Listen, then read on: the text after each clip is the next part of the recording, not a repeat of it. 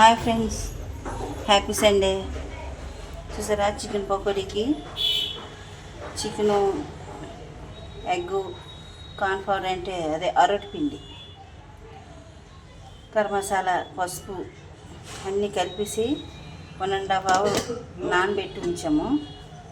ఇప్పుడు వేడి నూనెలోని పచ్చిమిర్చి, కరివేపాకు వేయించుకొని తీసేసుకుంటే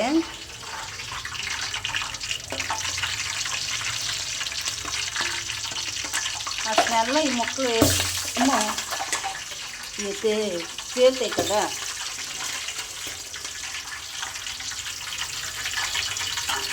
పచ్చిమిరపకాయలు తేలుతాయమ్మ, చూసారా అలాగా.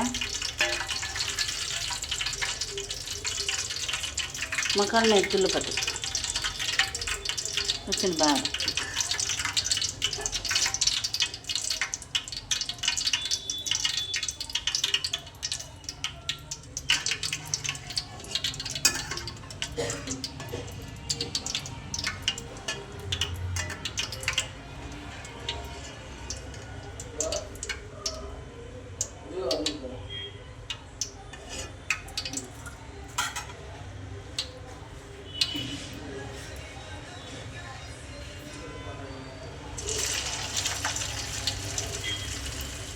ఇవ్వండి,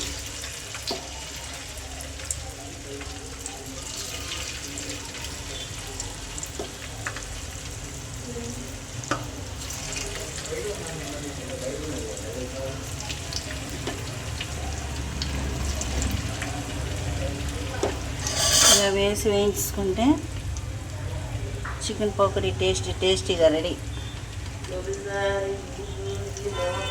ఏ ఫ్రెండ్స్, మీ ఇంట్లో ఏంటి సండే స్పెషల్?